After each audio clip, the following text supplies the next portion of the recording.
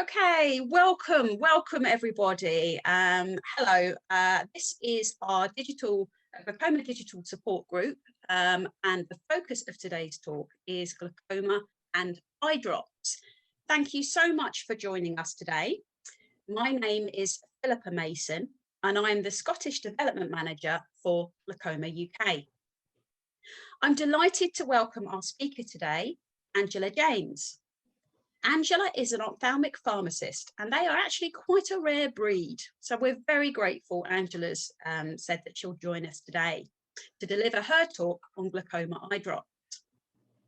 Angela first qualified as a pharmacist in 1983 and has been at the Edinburgh Eye Pavilion for about 30 years. She explained to me that she kind of fell into ophthalmology when she was there doing a placement at the Ophthalmic Pharmacy. And thank goodness we've managed to keep her prisoner ever since. Angela's knowledge, experience and passion for helping people with glaucoma and their medications is second to none. And she was recognised for her work by Glaucoma UK in 2019 when she was presented with a certificate of appreciation for her excellence in glaucoma eye care, patient care. We're very, very happy that she managed to get away today from the pharmacy to join us for this talk. So just before I hand over to Angela, I just wanted to tell you a little bit about Glaucoma UK. Glaucoma UK is the UK's only charity dedicated to people with glaucoma. We work in three main areas to prevent glaucoma sight loss. Firstly, we campaign to raise awareness of the disease. We want people to know what glaucoma is and the importance of getting your eyes tested regularly. We all know that the earlier glaucoma is diagnosed, the less likely you are to experience sight loss. Secondly, we provide support and advice to people with glaucoma and those people who care for them. We have a range of information leaflets, a helpline, a buddy service, and a patient forum. And we also provide training and advice to professionals looking after people with glaucoma. All our services are free to access. Finally, we fund research into the diagnosis, treatment, care and prevention of glaucoma. Now, we're a small charity. We don't have buckets and buckets of money, but the money we do put in often helps initial funding for seed research and really helps that kind of early stage research get going. If you would like any more information on our work, or if you want to look at how you could sign up for becoming a member or a supporter, please look at our website for more details. All of our work is possible in the main to the generosity of our members and supporters. And without them, we couldn't be doing the work that we're doing at the moment. And I know today a few of you are with us. So I just wanted to say thank you very, very much. Okay, I think that's about all I'm going to say for now. So I'm going to stop sharing my screen and I'm going to hand over to Angela. And hopefully, Angela, you'll be able to start sharing your screen. Right, so thank you, Philippa, for that introduction. So this is about glaucoma drops, everything you ever wanted to know and more.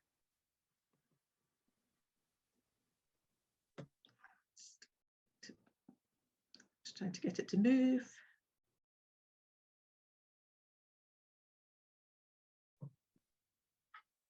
Try your arrow, Angela, on there your we go. Brilliant. It's gone back. I think it's gone too much. Okay, The try. arrow. There we go. Right, sorted now. Excellent. So the journey begins. So I like to visualize it as a sort of roller coaster. So patients go for a routine optician visit. They have a pressure check and it shows that they've got high pressure. They're referred to the eye hospital. There's lots of different tests. They get field tests, shunted about from pillar to post. It's a very busy clinic. We see lots of patients, some with white sticks, some with guide dogs. It could be a bit scary. They're told they need to use eye drops. They go to the pharmacy to collect their eye drops and they're told to go home and get on with it.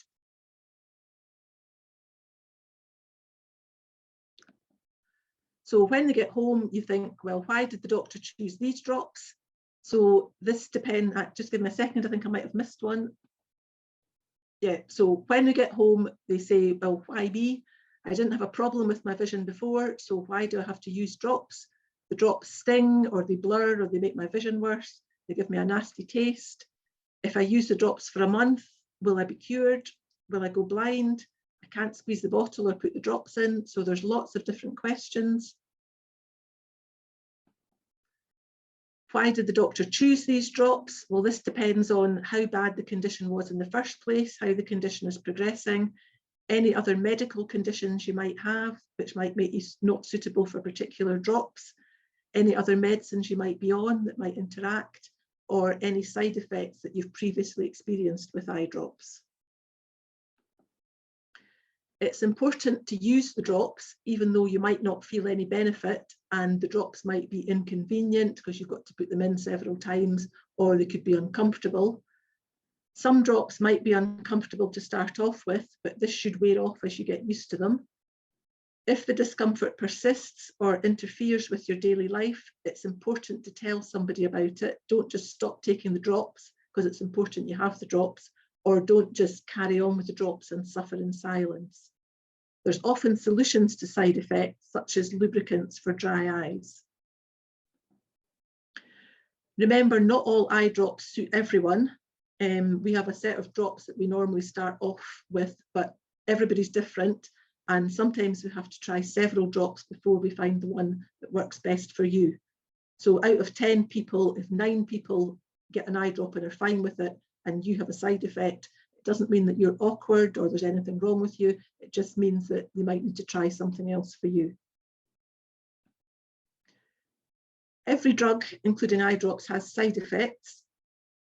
If you open your box of eye drops, there's a leaflet that's all rolled up inside, usually in very, very small writing, and it lists a whole load of side effects, from very minor things down to quite scary ones. Not all side effects listed will happen to you, and it's law that the company has to list all these side effects. The most common ones are listed first, and they're usually something like, burning, stinging, something very mild. Some side effects are extremely rare, and some of them will never happen, but don't be afraid to ask. All drugs have side effects because you're putting a chemical in your body, so it's going to affect some of your natural body processes. So they can be transient, which means you might only have them for a few days and they wear off. They could be long term, which means they'll last for a long time. They could be reversible, which means they could stop once you stop taking the drug, or they could be permanent, but that doesn't necessarily mean that it's bad. They shouldn't interfere with your daily life, and they shouldn't affect your compliance or adherence to your treatment, and they shouldn't be harmful or have any other health issues. One thing people ask is, some people find glaucoma is quite a scary word. They'll say, the doctor says I've got ocular hypertension, not glaucoma, so why do I have to use glaucoma drops? Or I've got normal or low tension glaucoma, and the pressure's already low, so why do I need to use drops to make the pressure lower? Now, this explanation I pinched from Dr. Andrew Tatham, who's one of our glaucoma consultants, which I think explains it very well. So your classic open angle glaucoma, you get raised pressure, you get cupping of the optic disc and damage to the optic nerve, which the doctor can see when he looks through the slit lamp, and a very gradual visual loss. Ocular hypertension, you have a raised pressure, which is above normal. Now, normal can vary greatly between different people. If we say in a sort of normal pressure is maybe kind of late teens, these patients might have higher pressure, so maybe sort of early 20s, 22, 23, but when the doctor looks at their eye, there's no sign of optic nerve damage. And normal or low tension glaucoma, the pressure is normal or even lower than what you'd expect for normal, but when the doctor looks at your eye, there already is cupping of optic disc and damage to the optic nerve, so they want to keep the pressure even lower. So Dr. Tatham has this analogy about the Forth Road Bridge. Now, I don't know how many of you are from Scotland, but the Forth Road Bridge is quite a famous bridge, and it's basically held in place by lots of cables, which obviously corrode and things exposed to the atmosphere. So he says that if the if you have ocular hypertension, if you imagine all these cables are really strong, really good condition, you could have 50 heavy lorries going over there, so a lot of pressure every day, but no damage is shown. So that would be your ocular hypertension. And if some of these cables are corroded or broken, then the bridge might only take the pressure of about 10 lorries going over before there's even more damage. So in that case, that's like your low tension or normal tension glaucoma. There's already damage showing, so they want to keep the pressure lower than normal. So the evolution of anti-glaucoma drops, way back in 1862, a compound called physostigmine was isolated from a Calabar bean, which is also called the ordeal bean. Now, when I first started, physostigmine was used as an eye drop, but that's long been discontinued. Then in the 1870s, pilocarpine, which is still on the go today, was isolated from a South American plant. Then in the 1900s, they had adrenaline, which is used for lots of other things.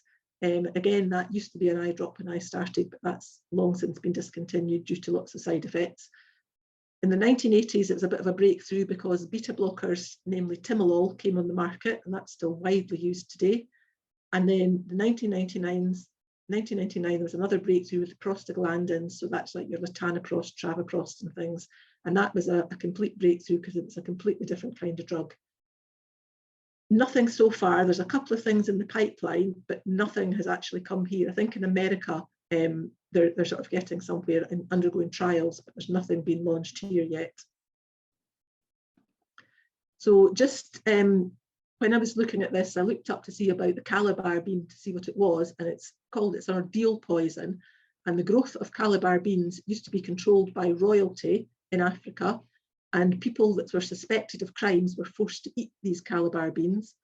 If the suspect died, they were considered guilty. If they vomited and survived, they were declared not guilty, so they were set free. If they didn't vomit and they still survived, then they were still considered guilty and they were sold into slavery. So people accused of these crimes often requested to take this ordeal bean because there was a good chance that they might actually get off with it, whether they were guilty or not.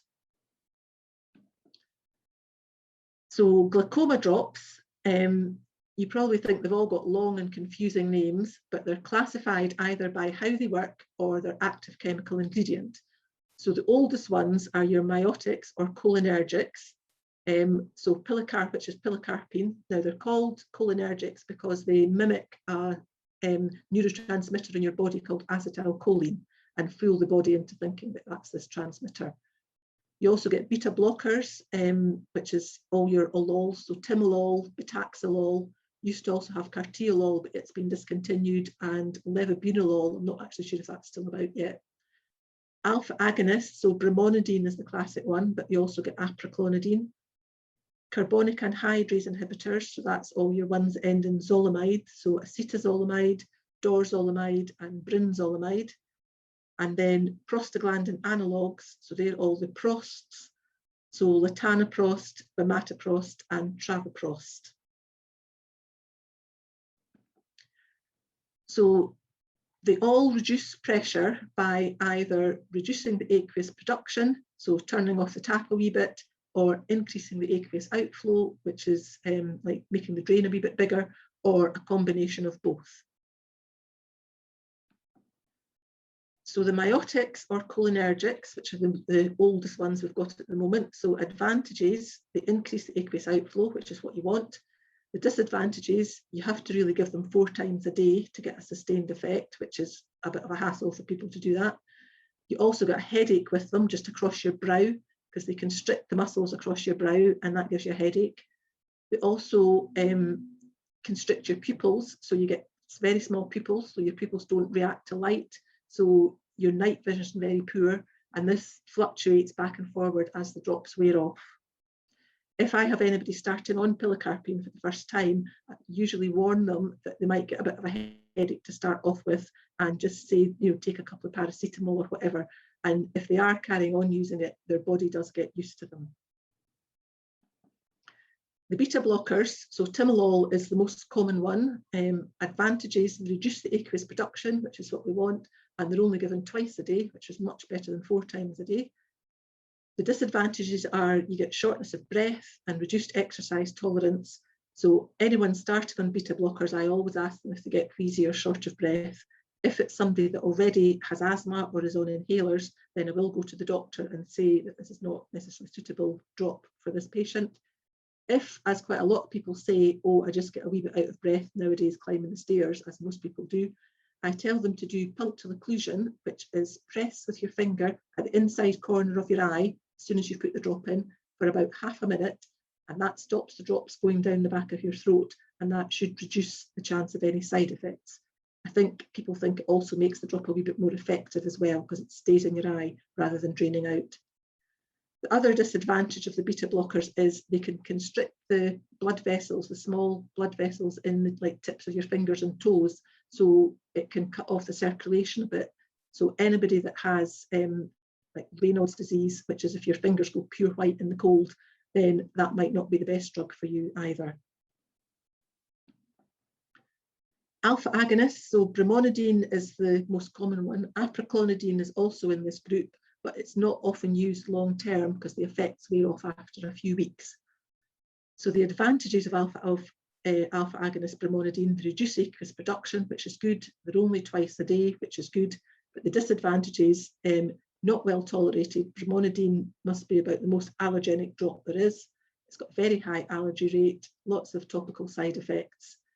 If somebody comes and they have some sort of allergic reaction, if they're on brimonidine, about 99% chance that is the drug that's causing it. Carbonic anhydrase inhibitors, so these are all the zolamides. So you've got brinzolamide and dorzolamide eye drops, and acetazolamide tablets and slow-release capsules. So the advantages, the reduced aqueous production, the drops are usually twice a day. They can be used 3 times a day if they're on their own, but I've found in reality most people just use them twice. The disadvantages are you get a metallic taste, which patients tell me doesn't go away even if you do use punctal occlusion. They're not that well tolerated, quite a high allergy rate, not as bad as brimonidine, but they are a bit allergenic. Oral drug, if you take the oral drug, you do get lots of side effects. The way these drugs work is they inhibit an enzyme called carbonic anhydrase, which is involved in the production of the aqueous. But unfortunately, this enzyme is present throughout the body. So if you inhibit it throughout the body, you get lots of other different side effects. The most common thing I warn people about is tingly fingers, like pins and needles. So it makes you lose potassium, which affects your nerves and gives you the tingly feeling in your fingers. So I always tell people if they're affected that way to eat bananas, oranges and tomatoes because they've got lots of potassium in them. They're also a very, very weak diuretic, which makes for most people that's not a problem, but if you find that you are having to get up in the middle of the night to go to the toilet, then it might be that you're just particularly sensitive to it. Prostaglandins, this is the latest group, but they came out about 1999. So advantages, they increase the aqueous outflow. They're only a once daily dosage at night time. There's quite a low allergy rate, so they're quite well tolerated. Disadvantages, you can get red gritty eyes to start off with. So I'll do again warn patients of this. Bimatoprost seems to be the worst out of a lot of them, but that should wear off after about a week. Change in eye colour, now that's very gradual. If you've got pure brown eyes, like dark brown eyes, you're not going to notice anything different. If you've got pure blue eyes, you're not going to notice anything different. But if you have sort of hazel flecks in your eyes, then the amount of brown will increase. But it's very gradual. You're not going to wake up one day suddenly with brown eyes, but it's very gradual. Possibly not, you might not notice it unless you're maybe only putting the drop in one eye, and you might find that one eye is slightly darker than the other. It's not harmful, it just might not be very cosmetically acceptable. You can also get dark skin round about your eyes, which can make you look as if you've been up all night. This, I think, depends on the colour of skin you have in the first place. We've had a few young Indian girls with sort of fairly light brown skin. They've got a lot more melanin in their skin than white people, and I think it goes darker, and I've seen them with really dark skin around their eyes, which is maybe not cosmetically acceptable either. The other problem is caution if you've ever had a herpes or cold sore virus in your eye. because the prostaglandin drops can reactivate that, make the, because this virus never goes away, it sort of lies dormant like a cold sore on your lip, flares up every now and again. With the cold sore on your lip, people think that the sunlight can activate it, and I think the thought is that the sunlight activates prostaglandins in your skin, and they think it's the same mechanism with your eye. So if you if you're ever prone to herpes or cold sore virus in your eye, you've maybe had to get acyclovir tablets or cream or ganciclovir, then the prostaglandin drops are maybe not the best drops for you. The other thing they do is you can get longer, thicker eyelashes. Now, when you say that, women think this is wonderful, men are not so happy. I have seen the sort of prostaglandin eyelashes, and they don't come in a nice uniform way. They're kind of a bit like a sort of wonky paintbrush. They don't look very good. And sometimes if they curl in, they can scratch your eye a wee bit. There is a company somewhere have made, I think they must be related to Allergan because the bottle looks very similar, and they make this thing called Latisse, which is almost an identical bottle to Lumigan, but it has a mascara brush in it, and it's for painting on your eyelashes to make your lashes thicker. Not available on the NHS. So Simbrinza is one of the newer combination drugs. It's brinzolamide and brimonidine. Now, combination drugs can be quite useful because it means you have to put in, if you're on more than one drop, it means you have to put in less drops. We found that some patients who were on brinzolamide and brimonidine were tolerating both drops. Now, even brimonidine, we know brimonidine's horrible, but some patients can tolerate it. The doctor decided to try and make things a bit easier and give them Simbrinza, 1 drop twice a day instead of the brinzolamide and the brimonidine. And we found that quite a few patients had an allergic reaction. When we looked up to see what was in the drops, the ingredients, Simbrinza contains a compound called propylene glycol, which doesn't seem to be present in any of the single drops. And propylene glycol is apparently a known allergen. I did email the company and ask why it was there, but I didn't really get a satisfactory answer for them. Must be some sort of stabilizer, I think. So what I've said to my doctors is if a patient is on one of these drops, which is usually brinzolamide first, it's better to then add the brimonidine separately to see if they tolerate it. And then if they have an allergic reaction, we'll know which drop it is. Because traditionally, if anybody has an allergic reaction and they're on anything with brimonidine in it, we just blame the brimonidine. But we would quite like to see if there's a difference, if more people are allergic to Simbrinza than actually brimonidine, and then maybe we could bring it to somebody's attention and do something about it. So generic eye drops, generic drugs occur with all sorts of drops, not just eye drops. But when a company first invents an eye drop, it's under patent, which means, a bit like Mickey Mouse and Disney, it means that only that company can produce it. They give it a short, catchy name like Xalatan or Alphagan. And then when the patent expires, which is usually after a few years, any company is free to produce it. So there's competition, so that usually drives the price down quite a bit. So these generic versions are known by their longer proper drug names. So latanoprost or brimonidine or brinzolamide, things like that. For most drugs, there's no noticeable difference in effect between the original and generic. And all generics must have a similar bioavailability with the original drug. So they must be pretty similar, maybe within about 5% either way, but they might not be exactly identical. Any problems that you have with generic drugs, report them to the doctor or the pharmacist. It could be that it's just the bottle, physical thing, like it's a different bottle and the drop doesn't come out properly or it's too hard to squeeze. And also don't be afraid to check the prescription because some of these names are very similar, and we have noticed patients who have been on Cosopt, and so that is dorzolamide and timolol. Somewhere in the translation, this has got lost and they've maybe only been prescribed dorzolamide, so they're only getting half the drug they need. So don't be afraid to check your prescription with your doctor or your pharmacist. The advantages of generics, so the main one is they're less expensive than the original brand. It doesn't mean they're cheap, it's just that they're less expensive due to competitive pricing. There's a wider availability, so there's less chance of disruption to supply. So if only one person makes something and they have a problem, say their machine breaks or their factory burns down, they can't supply the drops, but then there'll be other manufacturers and other manufacturers will be available to make them. So this is less likely that your supply will run out. Disadvantages of generics. So the names are very similar, even to doctors, especially if their writing's bad. I've seen people in notes, brimonidine, brinzolamide, and if the writing's not very good, that can kind of get lost in translation. Different bottles might not fit the usual compliance aid. We notice this mainly, oops, I'm sorry, I seem to have gone back one.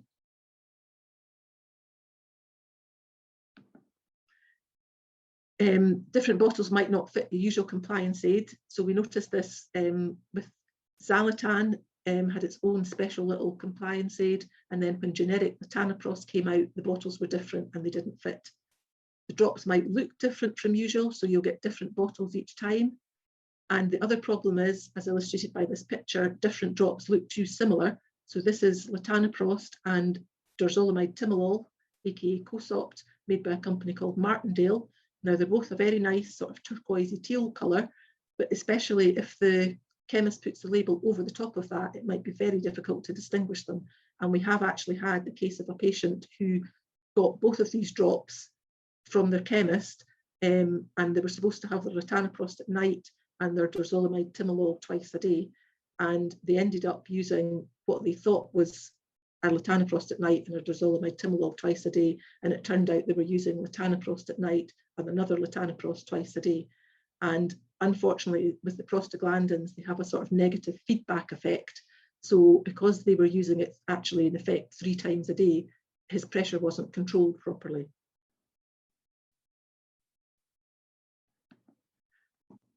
So preservative-free drops, in an ideal world, everyone would have preservative-free because long-term preservatives are tolerated by a lot of people, but long-term, they're not terribly good for you. They can dry your eyes. The problem with the individual vials are some people find them a wee bit awkward to use, but the main problem is they're very expensive. You're throwing away little plastic vials several times a day. So several companies have now brought out preservative-free multi-dose bottles, and these bottles keep for a month. The advantage is they're much less expensive than single vials. So the main ones, as far as glaucoma are concerned, is the ones that all start with EY. So there's I-Delto, which is dorzolamide, which is equivalent to Chusop preservative-free. Irida, which is bimatoprost, which is equivalent to Lumigan preservative-free. Ilamdo, which is dorzolamide timolol, which is equivalent to Cosopt preservative-free. And the people that make Cosopt have jumped on the bandwagon and brought out Cosopt I-Multi, which is identical to Ilamdo. Their selling point was it keeps for 2 months. I did ask them why, because the bottle looks identical, but it's apparently a 10 ml bottle, so you get double the amount. I think the danger of that is because it looks so similar, people will still chuck it out after a month and waste it. You also got Isano, which is timolol, and Ithal, which is dexamethasone, Icapo, which is chloramphenicol, and Vismed Multi and lots of other preservative-free lubricants. The names, these I ones, the names are a bit ridiculous. I find them very difficult to remember because they don't sound anything like the drug. We personally only use I-Delto and Ilamdo. So, you know, I know that I think of D for Delto and D for dorzolamide. That's how I remember it. So this is what the eye range looks like. The unfortunate thing with them is it says preservative-free on the box, but it doesn't say preservative-free on the bottle. What I have found is a lot of patients have reported to me that it's very difficult to get the drops out. So in the leaflet, it says, if using the drops for the first time, practice over the sink to get used to the feel of the bottle and how long it takes for the drop to come out. So I think it goes through a filter, which means it's a bit slower to come out. So you just have to be a wee bit patient.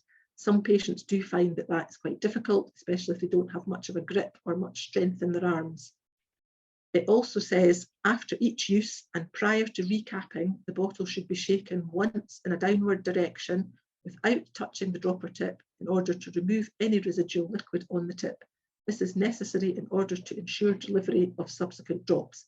I.e., I think that means if you don't do it, it's not going to work properly. And I think people panic and squeeze and squeeze and squeeze and end up collapsing the bottle in and nothing comes out. We have had a few people who just really can't cope with it. And in that case, we've recommended the GP goes back to prescribing the individual vials, which looks more expensive to start off with. But if they can't use these bottles, then that's not going to save any money anyway. Unfortunately, there's not a compliance aid to fit these new bottles. I haven't had a chance to get hold of one yet that anybody's handed in to practice to see if I can get it to fit in any of the bottles. But maybe if there's anybody sort of engineer minded, we could maybe research that and try and see if we can get a compliance aid that will fit these bottles. So top tips for eye drops. Some eye drops are suspensions, such as brinzolamide or Azopt, Azarga, Simbrinza. So you have to shake them every time, because otherwise the powder sinks down to the bottom and you just get basically thin watery stuff at the top, and then it's far too concentrated at the bottom. Leave 5 minutes between different drops, just so that one drop can get in before you put the next one in, so you don't wash one out with the other. And thinnest to thickest, so if you have a watery drop, put that in first, wait 5 minutes, then maybe put in a suspension, wait 5 minutes in a gel, wait 5 minutes, and if you have an ointment, that goes in last, because the thick ointment will act as a barrier to getting any other drop in. Also punctal occlusion, which is once you've put the drop in, as I mentioned before, just press with your finger at the corner, inside corner of your eye. There's a little hole there, and any extra liquid will run down the back of your throat, and there's a chance that you could get side effects. Now, a patient told me once at a meeting they quite like to keep their eye drops in the door of the fridge, so not the freezer or anything, but just the door of the fridge, so that you can feel the cold drop going in. The only thing I would say about that is if your eye drop is a suspension, like brinzolamide or Azarga or Simbrinza, make sure you give it a really good shake before you use it, because the cold drops, once the drops have got quite cold, I think it's harder to mix up the powder, and you want to get a unified dose of drop. Now, I think that might be the end of it. Yes. Thank you so much, Angela. If you stop sharing your screen, and oh, that's, you see, you know what you're doing. There's me and you back on the screen. Thank you so much, Angela. That was amazing, and I always learn so much when I hear you speak. It's wonderful. I'm there scribbling down notes about everything you're saying. A few people have asked immediately, oh gosh, can we have Angela's slides at some point? Are we able to see them? Angela, would you be okay if we shared your slides on our website? Yes. Is that okay? Because I think with all the technical information in there as well, I think some people really benefit from having a really good look at that. So, okay, great. Guys, we'll put that up on our website, and then you'll be able to access that from there. Right, we're going to go on to some questions. I've had loads of questions. Keep getting your questions to us, and hopefully we'll be able to get through them. I've had a couple of questions put in advance, so I might start there. The first one is about, someone wrote to us about a new drug called Vyzulta, I think that's pronounced Vyzulta. They said they've heard that it's more effective than latanoprost at lowering pressure. Should they consider asking for this? I just wondered if you'd heard of that drug or know of that one. I hadn't heard that name, but when I looked up to see what it was, it's actually called latanoprostine Bunod, and I have heard Dr. Tatham speak about that. Now, I Googled it, and it's been mentioned from about 2016. It's going through trials. I think it might be in trials in some countries. Apparently, it is available. It's been approved in 7 different countries: Argentina, Canada, Hong Kong. I can't read my writing now. Ukraine, US. The US always gets everything before us. Mexico and Taiwan. That's the ones. So it's not actually reached the UK yet. So I don't know when. It's in the pipeline, but as I say, America always gets everything first. So it will be probably more effective than latanoprost, because apparently it's metabolized to latanoprost, and the butanediol bit, which is the Bunod bit, apparently releases nitrous oxide, which is supposed to increase the trabecular outflow of the fluid. Sounds very fancy. Well, I hope we see it here. I mean, I know with the NHS, the differences obviously in countries as well. Some countries where you're paying for your drugs as well. Obviously, in the UK, we have to go through various different kind of cost effectiveness type things before drugs are allowed onto the NHS. But I think the answer really is to watch this space. It looks like it's starting to appear in various places, and just to keep an eye on what's happening. Okay, that's great. This is from the same person who was on the Tanaprost, I think. They said apart from punctal occlusion or holding the corner of their eye, is there any other way they can minimise the side effects of the latanoprost? It depends what the side effects are. I mean, the punctal occlusion should limit any systemic side effects. I don't know what side effects they're talking about. Latanoprost can give you tachycardia, which is like your heart beats a bit faster. Some patients have found that they take it at night and then they lie down in their bed and their heart's thumping away. And that can be a bit alarming. Absolutely. Is this something you would probably suggest that they reported back to their consultant? Yes, because it might be that it's maybe not a drop that suits them. So you were saying at the beginning as well that, you know, the number and the scale of drops and the fact that it's not a matter of one size fits all. So what might suit one person might not be right for someone.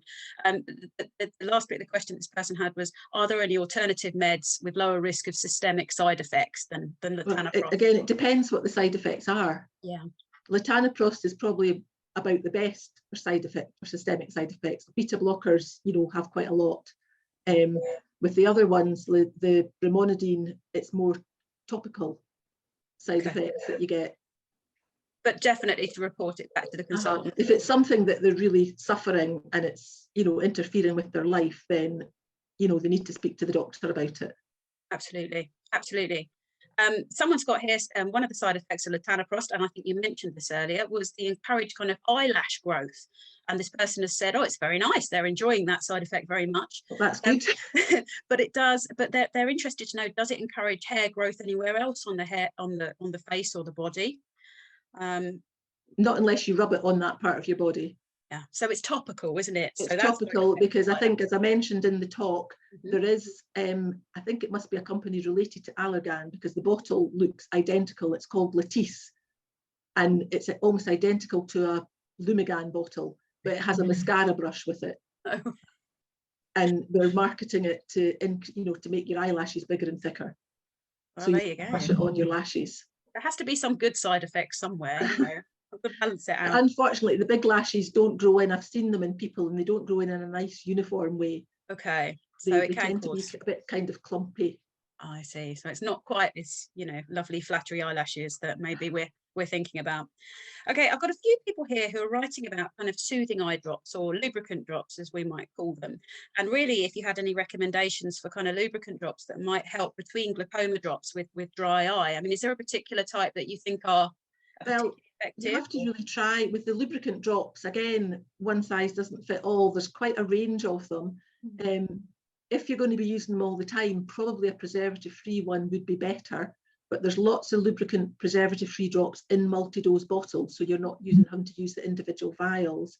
So something like Vismed, anything with sodium hyaluronate in it is quite good.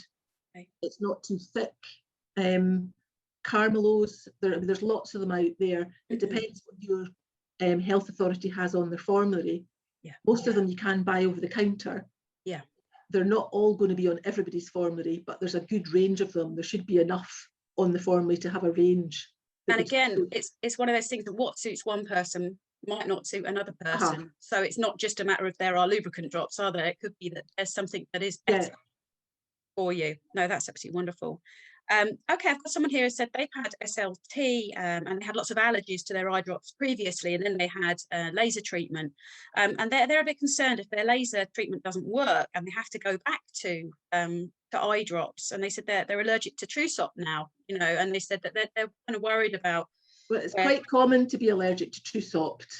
The zolamide ones are quite common to have allergies to, and brimonidine's like the worst one. Right. I don't know what else. I mean, there's not that many glaucoma drops that there are, really. If they really, you know, latanoprost is about the best, and you can get it in preservative-free. Well, the best, as I say, for side effects, and you can get it in preservative-free, so that suits quite a lot of people. There are occasional people who just can't tolerate anything, and then they'd have to discuss that with the doctor for other options. The doctor wouldn't put them on a drop that they knew they were allergic to. No, it's counterproductive as well to, you know, get somebody started on a drop that's then going to cause an allergic reaction or extreme side effects, because the reality is people will stop taking that drop. And if they're not taking the drop, they have uncontrolled eye pressure potentially, and that could lead to really serious implications. What we'd say here is obviously there's lots of things to try, but if none of them are working, there are other things and other medical interventions that then your consultant may wish to recommend. But definitely keep talking to your consultant about that, I think. I've had somebody here who is talking about the relationship between, it's an interesting one, between glaucoma medications and HRT. And I think in particular the steroid part of HRT or something there.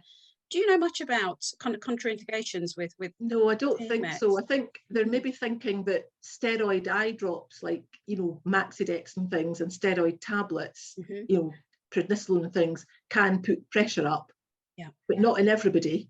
Yeah. But this kind of steroid that's in HRT is a different kind of steroid. Ah, right. That's really useful to know, actually. That's very useful to know. The kind of steroid that you would take for inflammation is different to the HRT or the pill kind of steroid. Excellent. So that shouldn't put their pressure up. That's wonderful to know. And I think it's that thing of having that discussion, I think, with a consultant about talking about what other medications you're on when you go and speak to them, and they will make sure if there's a kind of any contraindications or anything like that. But also just to be open about when you do speak to your consultant or you go to your eye clinic, and to be able to say, look, I'm worried about this. What's the situation here? And sometimes I find it helps to write the questions down before you go in to your consultation, so you've got it there in front of you, because we know it in the heat of the moment, it's sometimes difficult. You've got a lot of time constraints to be able to get your question out.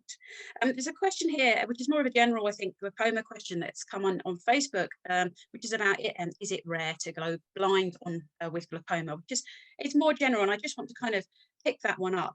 In the UK now, it is it's not impossible, but it's getting rarer to go blind with glaucoma, but only if certain conditions are met. If you pick glaucoma up as early as possible, if you are monitored correctly, and if you take your medication and listen to your consultant, and basically take your medication as required, your chances are very, very high of keeping useful sight for life. Okay, that's really, really important. The vast majority of people with glaucoma will retain useful sight for life if they follow those three things. It used to be much more common previously to that, but medical technology and medications have come on so much now. So yeah, chances are much lower, but it's still not impossible. That's about the sites. Okay, somebody saying here, I've been diagnosed with ocular hypertension. Should I be prescribed eye drops? Well, that's kind of it's up to a kind of consultant view, I think, Angela. What are your thoughts there? As I said in the talk there, you know, it's like the Forth Road Bridge. So if you've got ocular hypertension, again, it depends on the pressure. It depends on, you know, you yourself, what the doctor sees when he looks at you. Some doctors, I think, maybe at the beginning, don't prescribe, but monitor you, and then might prescribe later. Right, I see. So it's just a matter of making sure that people go to your regular eye tests, really, or your regular eye checkups. And if you have got ocular hypertension, the consultant will want to keep an eye on you. Yeah. Anyway, just to make sure. But that might not be done in an eye clinic. That might be done now. More and more services. Optometrists. Absolutely. Services are going out to optometrists a lot more now, and they have all the equipment there now to be able to take those pressure readings and various other readings, haven't they? So yeah, and if they noticed any changes, they would refer you to the consultant. Absolutely, absolutely. I've got one here that's quite interesting. Are preservative-free eye drops as effective as the preservative version? Yes, the preservative doesn't do anything to the pressure.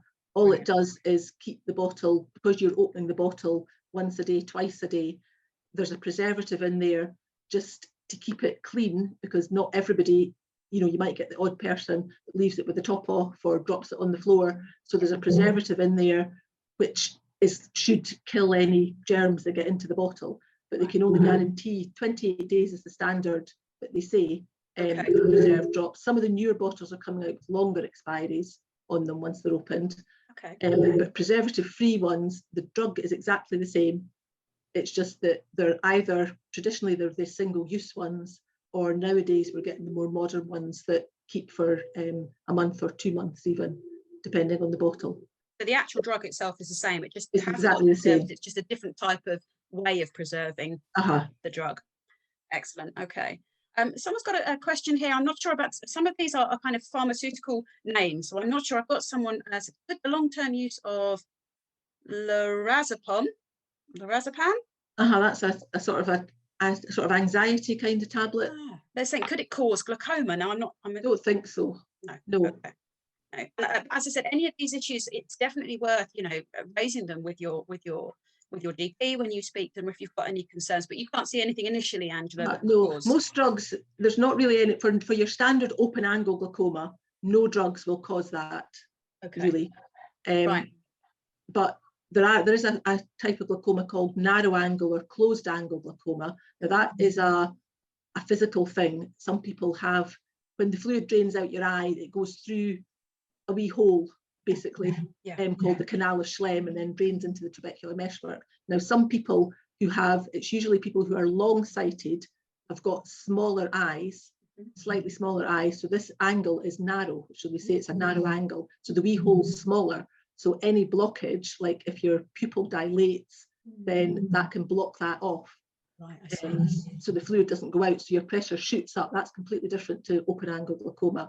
Right. Open angle glaucoma is asymptomatic, it's not sore. If you get attack of narrow angle, your pressure shoots up to about 40, 50, you're vomiting, you know all about it.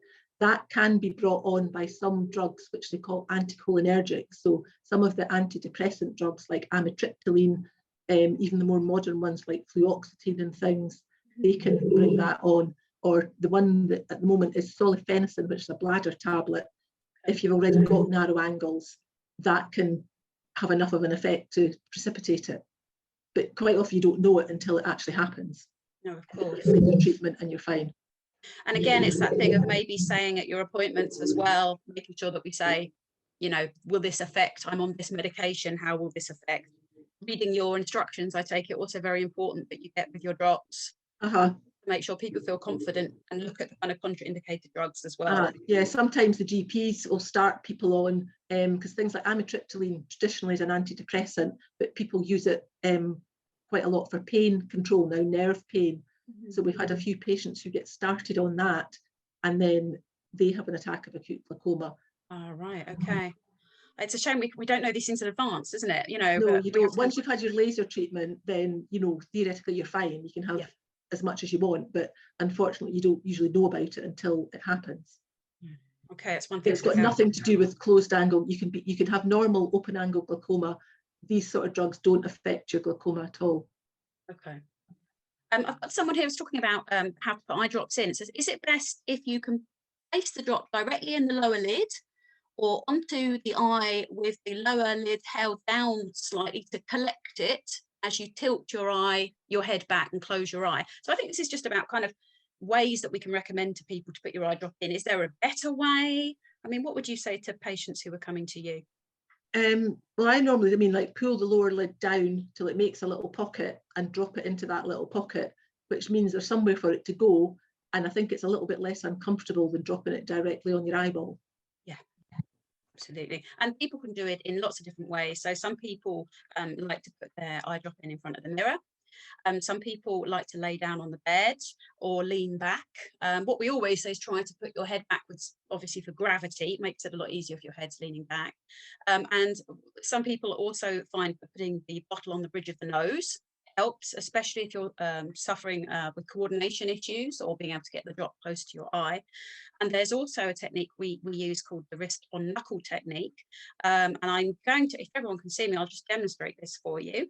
We make a kind of a fist shape with one hand. And with the first knuckle on that hand, you can use it just under your lid to pull your lid down. You'd then tip your head backwards. You take the eye drop bottle in the other hand, and you'd rest your wrist onto the knuckle of the hand, and then you could do your drop from there. Now, what this really helps is you're not using your nails and kind of crunching around under the delicate skin under your eyes. But what you're also doing is balancing that kind of coordinating hand onto the hand that's resting on your face. So that's one way that you could try it if people are having any difficulty. But people find different things work for them, so just because you try one thing and you think, that it doesn't feel right, there's lots of different ways you can do it.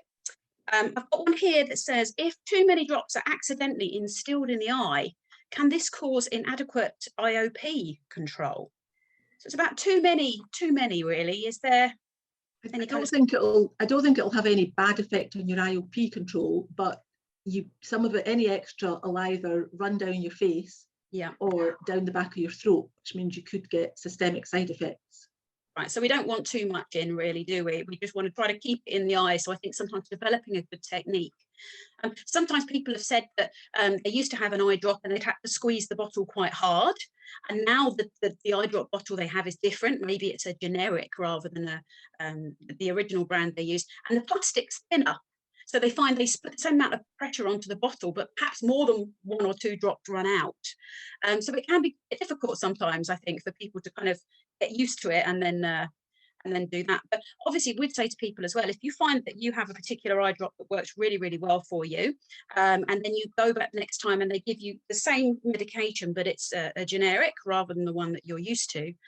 If you're struggling with that new one, being able to put it in, go back to your doctor and ask to get the one you were on before. Actually, we find as well is if you hold on to the bottle of the one you really like, when it's empty, hold on to one and then you can compare it. You can think, is this the one that I get on with?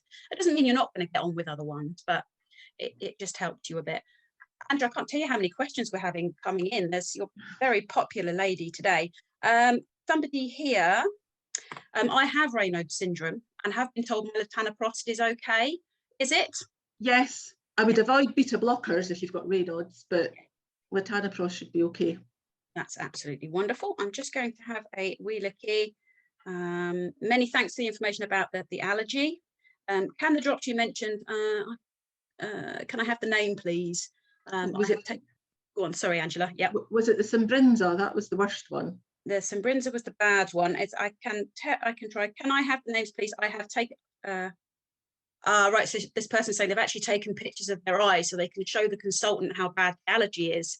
That's a pretty good way of doing it, actually, isn't it? So you can actually show your consultant when you go back to your appointment. I think that's a really, really good idea. Let me just have a wee looky and see if I've got, because I said you've got them coming in thick and fast. If one prostaglandin stops working, will another work? So someone said I've switched from latanoprost to ceflutan or... Yeah, I think with our doctors, I think we tend to, bimatoprost is the one that they tend to put people on if, say, latanoprost is not working as well as it should. Because I think the feeling is that sometimes some people feel it works a little bit better, but it's not quite as well tolerated. It's a bit more irritant. Okay. I'm not quite sure with ceflutan how it compares with the others. Again, sometimes it's one drop will suit one person and there's no reason for it, and another one suits it better. Absolutely. I've got one here. What is the best time of day for using eye drops? Well, it depends how often you're doing it. If it's something that's twice a day, ideally you would do it exactly 12 hours apart. So say 8 in the morning and 8 at night.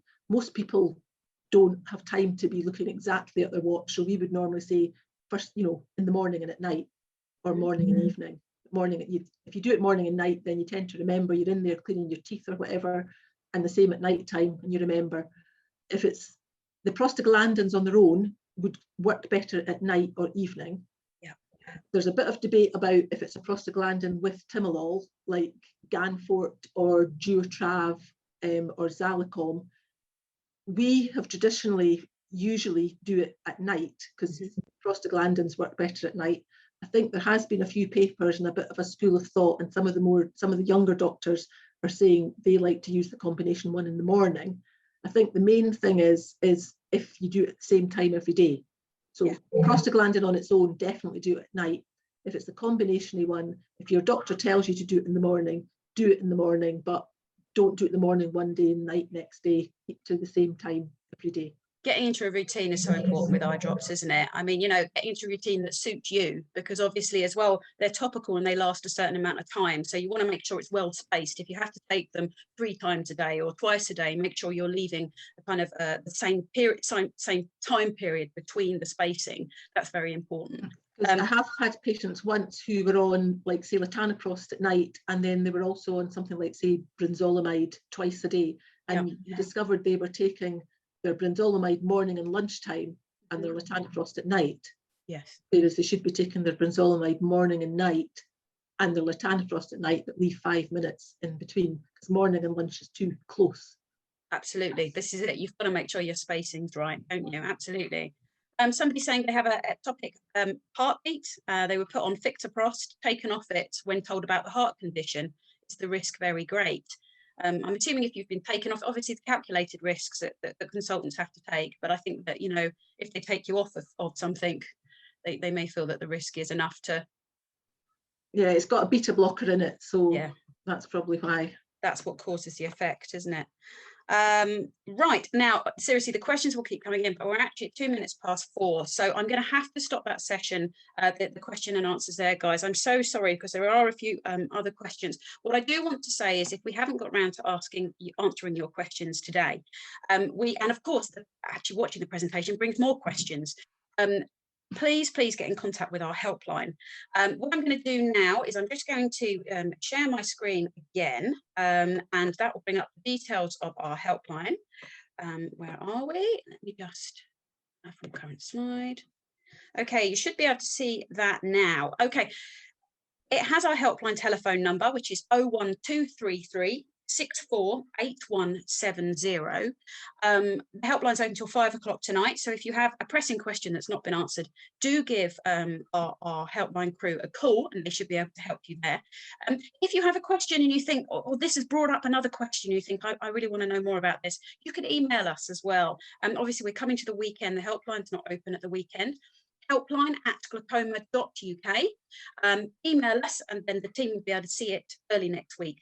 And they'll be able to get back to us.